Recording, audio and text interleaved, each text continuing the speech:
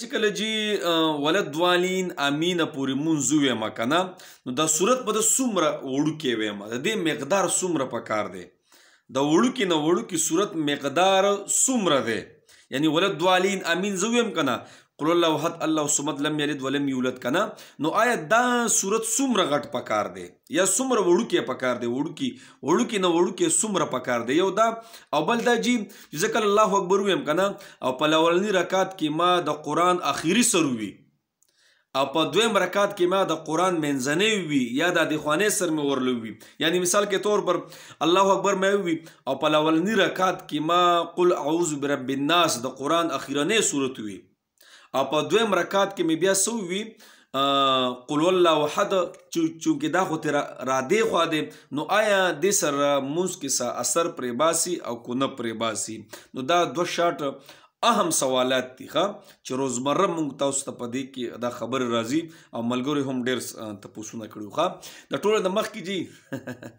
دا دغه لږه په غور اورئ نو زه پکې خبره وم کم د هغې باوجود هم ملګري بیا تپوس کوي که نه نو خبره داسې ده چې کله زه ولد دوالین امینه پورې ما وي که نه نو درې آیاتونه دا کاپي کېږي په هغې به تاسو نه پوهېږئ دا اخرني لسو صورتونو کې یو صورت دی که نه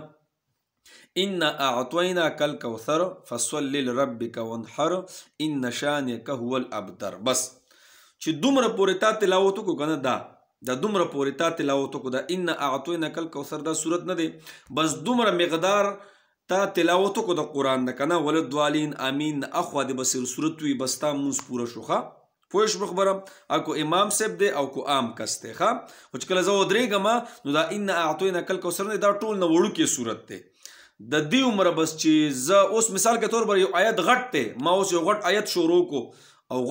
غټ آیت دی دا کومه د نیمې پورې هم وي که نه نو بسو شو زما مونځ بیا کېږي إنا أعطيناك الكوثر فصل لربك وانحر إن شانئك هو الأبتر بس چې د دومره پورې صورت که نه دومره پورې ما تلاوت وکړو د قرآن بس زما مونځ بیا کېږي ښه یو دا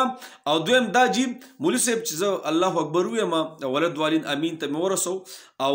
چې صورت مې شروع کړو د قرآن اخري سر مې شروع کړو لولني رکعت کې او په دویم کې بیا منځ کې شروع کړو یا سر کې یا مې چې د دې خوانې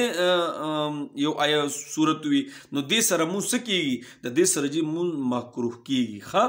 یعنی د مونځ ثواب کمیږي ښه قرآن چې څنګه نازل شوی دی هغه شان به وي یعنی د دې سیډه به وي ښه ګورم لولني رکعت کې زه به څه ویم لولني رکعت کې به زه هغه صورت ویم چې مخکې د دې بل صورت نه کم چې په دویم رکعت کې به زه ویم هغه به ته یو خوئ لکه مثال کې طور پر زه تاسو ته کم یو آیات کم ځه اوس ګوره قل اعوذ برب الفلق دی او بل قل اعوذ برب الناس دی دا دوه اخیری صورتونه دي قرآن کې اخیری د ټولو نه اخیری قل اعوذ برب الناس دی او دا هغې نه خوا بیا قل اعوذ برب الفلق دی نو زننې یا څلور رکعتیزې مونځ دی یا درې رکعتیزې مونځ دی یا دوه رکعتیزې مونځ دی نو په لولني رکعت کې ځنې ولد دوالین امینه پورې ما وي نو زه به په لولني رکعت کې قل اعوذ برب الفلق ویم پوه شوې او په دویم رکعت کې به زه بیا قل اعوذ برب الناس ویم که چېرې ما دا ووي چې قل اعوذ برب الناس مې په لولني رکعت کې وي او په دویم رکعت کې مې قل اعوذ برب الفلق وي نو ترتیب مې ګډ وډ کو جي ځکه چې وروسته مې مخکې کو او مخکې مې وروسته کو نو دا جي مکروه دي په دې باندې مونځ کمزوری کېږي ثواب یې څه کېږي کمزوری کېږي ښه نو د دې خبرو مونږ ډېر خیال وسو دا دوه ډېر اهم سوالات دي ښه یو څه إنا أعطيناك الكوثر د دې صورت عمره کومه آیت وي که نه بس زما مونځ پې کېږي صحیح شو او دویم څه چې څنګه قرآن نازل شوی دی مخکې وروستو به پکې زه نه کومه ښه چې څنګه قرآن نازل شوی دی مخکې